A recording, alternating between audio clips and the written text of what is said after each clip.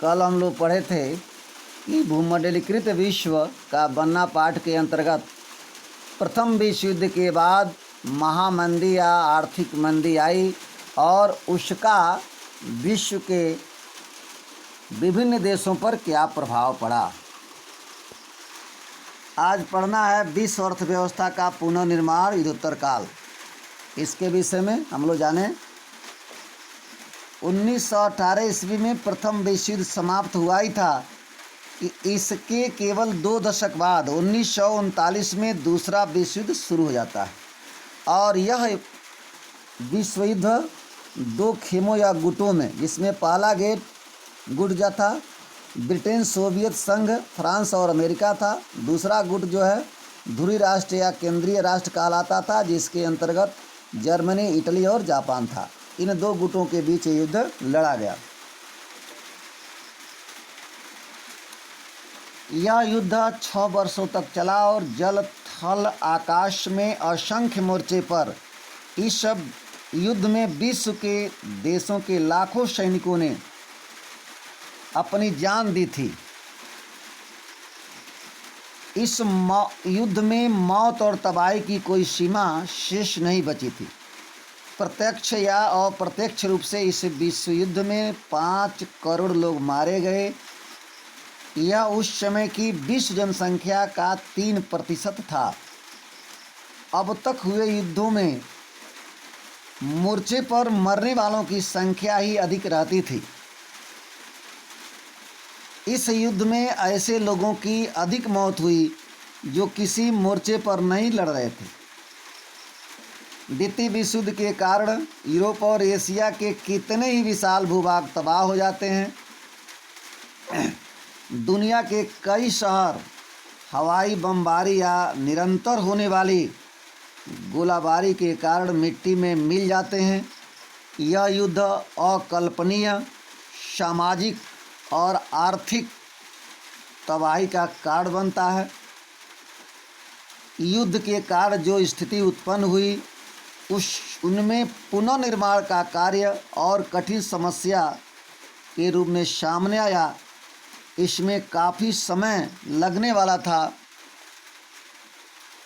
युद्धोत्तर काल में पुनर्निर्माण के कार्य और 2 बड़ी शक्तियां, जिसमें अमेरिका और सोवियत संघ का क्या प्रभाव पड़ता है।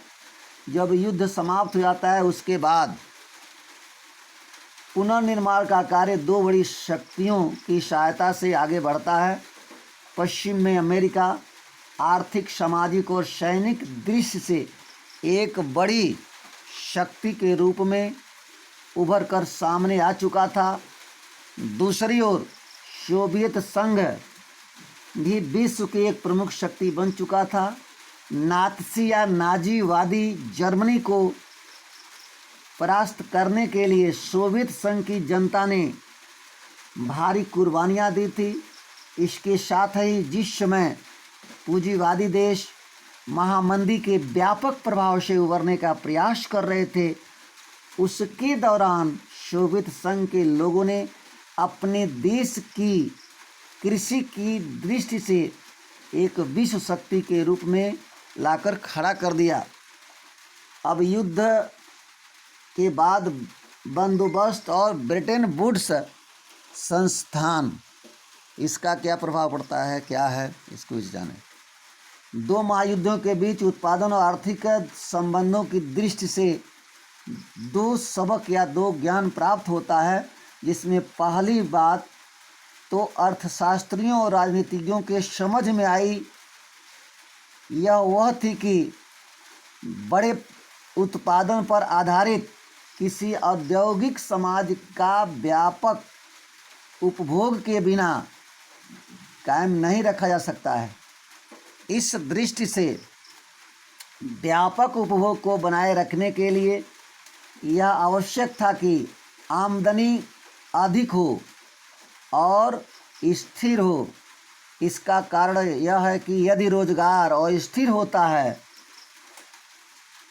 तो आय स्थिर नहीं हो सकता है और स्थिर आय के लिए रोजगार भी आवश्यक है। फिर भी बाजार पूर्ण रोजगार स्थिरता की गारंटी नहीं दे सकता है। इसलिए कीमत, उपज और रोजगार में आने वाले उतार चढ़ाव को नियंत्रित करने के लिए सरकार का हस्तक्षेप या नियंत्रण होना आवश्यक था। इसका कारण यह था कि आर्थिक स्थिरता केवल सरकारी हस्तक्षेप के माध्यम से ही सुनिश्चित की जा सकती थी। दूसरी बात बाहरी दुनिया के साथ आर्थिक संबंधों के बारे में था। पूर्ण रोजगार का लक्ष्य केवल उसी देश दशा में प्राप्त किया जा सकता है जब सरकार के पास वस्तुओं, पूंजी और श्रम की आवाजाही को नियंत्रित करने की शक्ति उपलब्ध हो। अब ब्रेटन वुड्स समझौता तथा विश्व बैंक और आईएमएफ को अंतर्राष्ट्रीय मुद्रा कोष भी कहते हैं, ब्रेटन वुड्स की जुड़वां संतानों के रूप में माना जाता है। द्वितीय विश्व युद्ध के बाद अंतर्राष्ट्रीय अर्थव्यवस्था का प्रमुख उद्देश्य यह था कि औद्योगिक विश्व में आर्थिक स्थिरता और पूर्ण रोजगार को हर दशा में बनाए रखा जाए। इसी को ध्यान में रखते हुए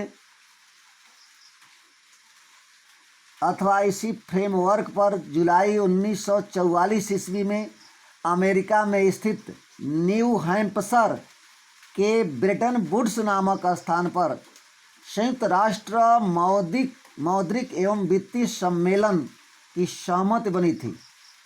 ब्रेटन वुड्स समझौते में शामिल सदस्य देशों के विदेश व्यापार में लाभ और घाटे से निपटने के लिए ब्रेटन वुड्स सम्मेलन में ही अंतर्राष्ट्रीय मुद्रा कोष, जिसको आईएमएफ कहते हैं, की स्थापना भी की गई। इसी प्रकार युद्ध के बाद विभिन्न देशों में पुनर्निर्माण संबंधी कार्यों हेतु धन का प्रबंध करने के लिए अंतर्राष्ट्रीय मुद्रा कोष, विश्व बैंक का गठन किया गया। यही कारण है कि विश्व बैंक और आईएमएफ को ब्रेटन वुड्स ट्विन या ब्रेटन वुड्स की जुड़वां संतानें कही जाती है। साथ ही इसी आधार पर द्वितीय विश्व युद्ध के बाद की गई अंतर्राष्ट्रीय आर्थिक व्यवस्था को प्रायः ब्रेटन वुड्स व्यवस्था के नाम से भी जाना जाता है। विश्व बैंक और आईएमएफ की क्या भूमिका रहती है, इसके विषय में जानें। 1947 ईस्वी में विश्व बैंक और आईएमएफ ने अंतर्राष्ट्रीय मुद्रा कोष ने औपचारिक रूप से अपना कार्य प्रारंभ किया। इन संस्थानों की निर्णय प्रक्रिया पर पश्चिम के औद्योगिक देशों का नियंत्रण बना रहता था। इन देशों में अमेरिका को विश्व बैंक और आईएमएफ के किसी भी निर्णय को वीटो करने का अधिकार था। वीटो को निषेधाधिकार भी कहते हैं। किसी भी महत्वपूर्ण निर्णय में जब तक जिसको वीटो अधिकार मिलता है उसकी सहमति नहीं बनती है, तब तक महत्वपूर्ण निर्णय नहीं ले सकते। अंतर्राष्ट्रीय मौद्रिक व्यवस्था राष्ट्रीय मुद्राओं और मौद्रिक व्यवस्थाओं को एक दूसरे से जोड़ने वाली व्यवस्था है। ब्रेटन वुड्स व्यवस्था निश्चित विनिमय दरों पर आधारित होती थी। इस व्यवस्था के अंतर्गत राष्ट्रीय मुद्राएं जैसे भारत की मुद्रा रुपया डॉलर के साथ एक निश्चित विनिमय दर से बंधा हुआ था। $1 के बदले में कितने रुपए देने होंगे यह स्थिर रहता था। डॉलर का मूल्य भी सोने से बंधा हुआ था। उस समय $1 की कीमत जो है 35 औंस सोने के बराबर निश्चित की गई थी। शेष आगे पढ़ेंगे।